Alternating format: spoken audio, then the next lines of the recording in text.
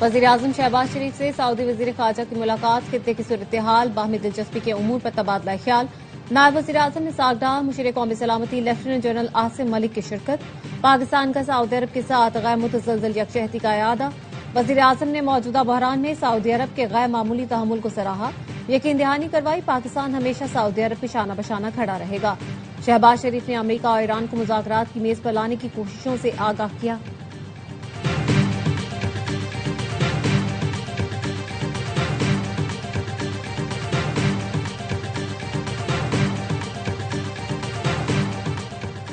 मशरिक़ वुस्ता में कशीदगी के खात्मे की सिफारती कोशिशें। पाकिस्तान की सरबराही में सऊदी अरब, तुर्किया, मिस्र के वज़राए ख़ारजा का अहम इजलास।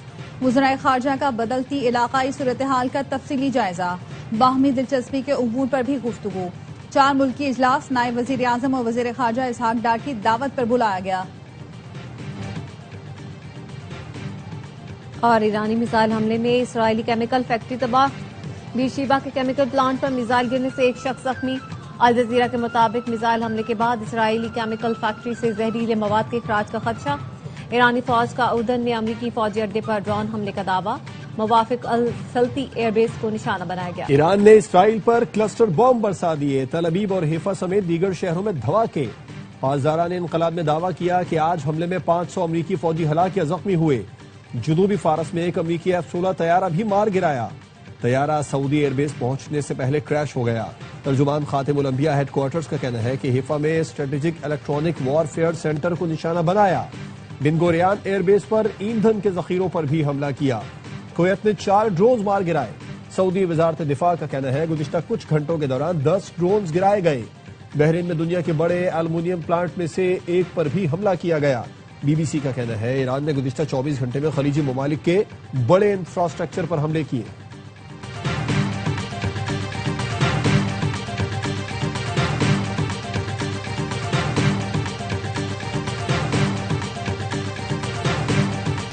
ईरान पर इसराइली हमले जारी। तेहरान समेत दीगर शहरों में धमाके। बूशहर पर हमले में एक ही खानदान के 4 अफराद शहीद।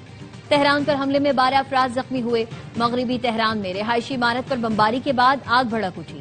इसराइल के ईरान में मीडिया दफातर पर हमले। तेहरान में सऊदी टीवी अल अरबी और कतरी न्यूज चैनल अल अरबी को निशाना बनाया।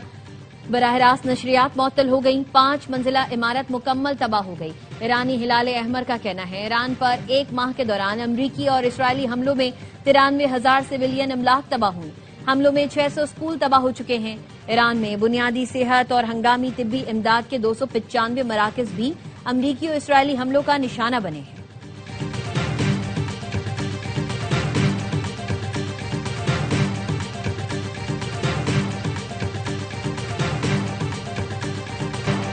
सऊदी अरब के प्रिंस सुल्तान एयरबेस पर अमरीकी सर्विलेंस तैयारा तबाह होने की तस्वीर सामने आ गई। ईरानी मिसाइल हमले में 15 अमरीकी फौजी भी जख्मी हुए थे। डेली मेल के मुताबिक E-3G सेंट्री तैयारा फजा में निगरानी, दुश्मन की शनाख्त, जंगी कमांड एंड कंट्रोल के काम करता है।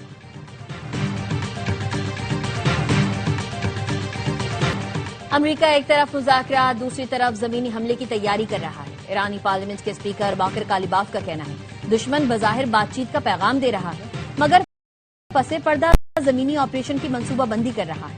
ईरानी फौज मुकम्मल तैयार और अमरीकी फौजियों का सामना करने के लिए बेसब्री से मुंतज़िर है। तर्जुमान ईरानी हुकूमत फातिमा महाजरानी का कहना है किसी भी मुमकिना मुआहदे में जंग से होने वाले नुकसानात का मुआवजा अव्वलीन शर्त होनी चाहिए। मुज़ाकरात में आबनाए हुर्मुज़ पर कंट्रोल और आयद पाबंदियों का खात्मा कलीदी निकात हैं जिन्हें नजरअंदाज नहीं किया जा सकता। खातिमुल अंबिया हेडक्वार्टर्स के तर्जुमान कर्नल इब्राहिम जुल्फ़िकारी का कहना है कोई भी जमीनी कार्रवाई जिल्लत आमेज गिरफ्तारी पर खत्म होगी। अमरीकी फौजी ईरान आए तो वो खलीज फारिस की शाख की खुराक बन जाएंगे। ट्रंप एप्स्टीन स्कैंडल के 22 मोसाद के दबाव में हैं और अमरीकी अवाम को जंग में धकेल रहे हैं।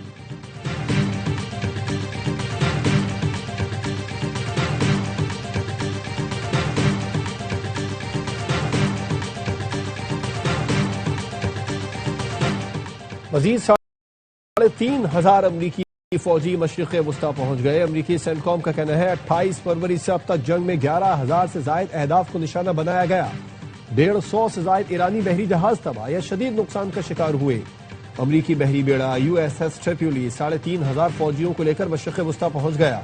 بیڑے پر درجنوں جدید جنگی طیارے اور جدید ٹیکنیکل ہتھیار موجود ہیں۔ سنڈیاگو سے ایک اور aircraft carrier USS Boxer بھی 3 بحری جہازوں سمیت مشرق وسطی کی جانب روانہ کر دیا گیا۔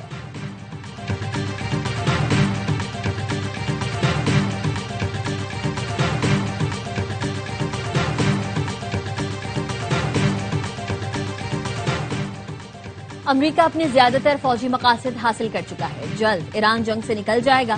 امریکی نائب صدر JD وینس کہتے ہیں صدر ٹرمپ ایران جنگ کو مزید کچھ عرصے تک جاری رکھنے کا ارادہ رکھتے ہیں۔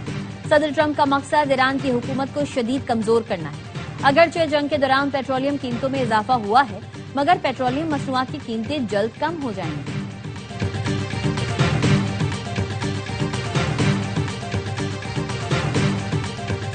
توانائی بحران سے نمٹنے کے لیے وفاقی حکومت کی ہفتہ اور اتوار کو سمارٹ لاک ڈاؤن لگانے کی تجویز۔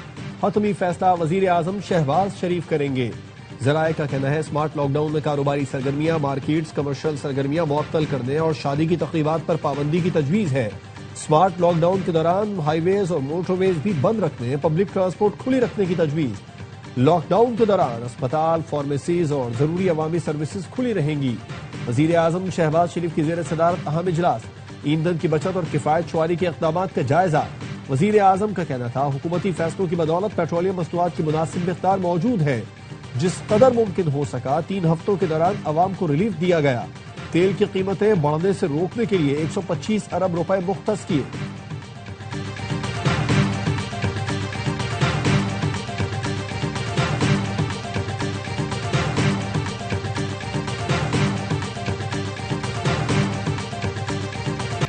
امریکہ سمیت مختلف ممالک میں ٹرمپ کے خلاف نو کنگز تحریک کا آغاز۔ امریکہ بھر میں مظاہروں میں 70 لاکھ افراد کی شرکت۔ حکومتی پالیسیز ملکی مفاد کے منافی قرار۔ مظاہرین کا جنگ فوری ختم کرنے کا مطالبہ۔ منیسوٹا میں امریکی سینیٹر برنی سینڈرز کا احتجاجی ریلی سے خطاب۔ صدر ٹرمپ پر برس پڑے، کہا امریکی عوام سے ایران جنگ کے بارے میں جھوٹ بولا جا رہا ہے۔ ایران جنگ غیر آئینی اور عالمی قوانین کے خلاف ہے۔ ٹرمپ نے جنگ کے لیے کانگریس سے منظوری نہیں لی۔ لندن میں ٹرمپ کی امیگریشن پالیسیز اور جنگ کے خلاف نو کنگز کے تحت مارچ۔ سڈنی میں ٹرمپ کے خلاف مظاہرہ، نو کنگز اور کوئی آمر نہیں کے نعرے۔ اسرائیل بھر میں ہزاروں افراد نے احتجاج کیا، فوری جنگ بندی کا مطالبہ۔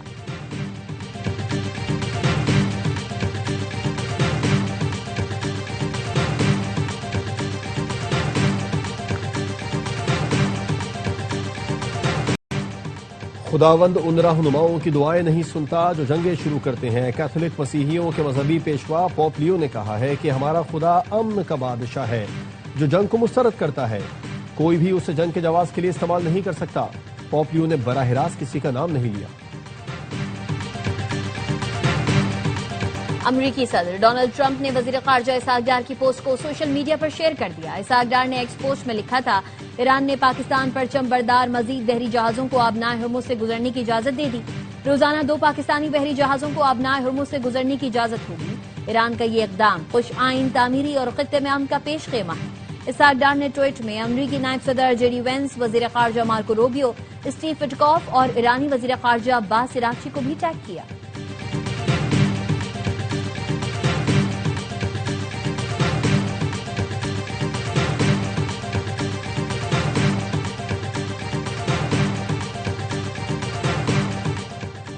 کسی کو بھی افغان سرزمین پاکستان کے خلاف استعمال کرنے کی اجازت نہیں دی جائے گی۔ اس سلسلے میں سنجیدہ اقدامات کیے جا چکے۔ افغان طالبان رجیم کے وزیر خارجہ مولوی امیر خان متقی کہتے ہیں پاکستان کے ساتھ مسائل بات چیت اور افہام و تفہیم سے حل کرنا چاہتے ہیں۔ عرب نیوز کے مطابق امیر متقی نے UAE کے وزیر خارجہ عبداللہ بن زائد ال نہیان سے فون پر بات چیت کی۔ اماراتی وزیر خارجہ نے کہا پاک افغان کشیدگی کسی بھی فریق کے مفاد میں نہیں۔ UAE مسائل کے حل کے لیے اپنی کوششیں جاری رکھے گا۔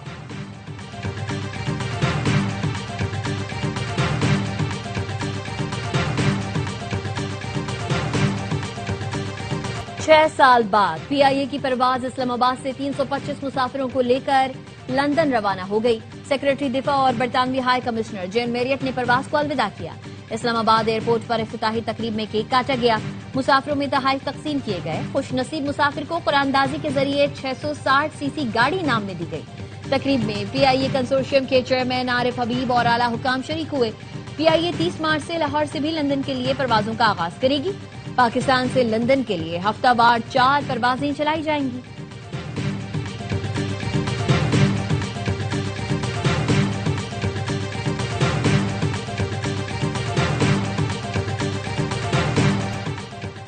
اسلام آباد، راولپنڈی اور گرد و نواح میں وقفے سے بارش. پنجاب، خیبر پختونخوا، آزاد کشمیر کے مختلف شہروں میں بھی بادل برس پڑے. لاہور، شیخوپورہ، ملتان، لیا، بہاڑی، خانوال، ٹوبا ٹیکسنگ، ساہیوال، اوکاڑا، بھکر، میاوالی، سرگودا، جہلم، وزیر آباد، حافظ آباد کے مختلف علاقوں میں تیز ہواؤں کے ساتھ موسلادھار بارش. کئی شہروں میں نشیبی علاقے زیر آب. کرک، کوہاٹ، لکی مروت، بنو، ماراکنڈ، سوات، مردان، ڈی آئی خان اور لوور دیر میں بھی بارش. مظفر آباد، وادی نیلم اور لیپا میں بارش کے بعد موسم سرد ہو گیا.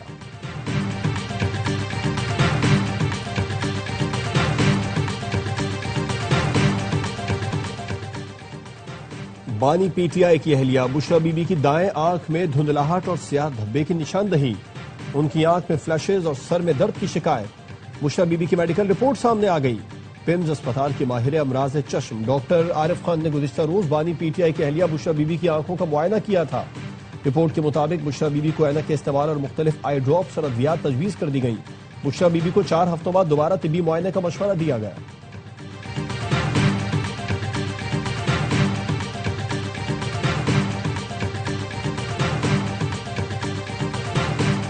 اور پاکستان کی سب سے بڑی گھڑ دوڑ ڈربی جوپیٹر نامی گھوڑے نے جیت لی. صدر بے دوسرے اور ہال روڈ تیسرے نمبر پر رہا. لاہور ریس کلب میں ہونے والے ایونٹ میں 12 گھوڑوں نے حصہ لیا.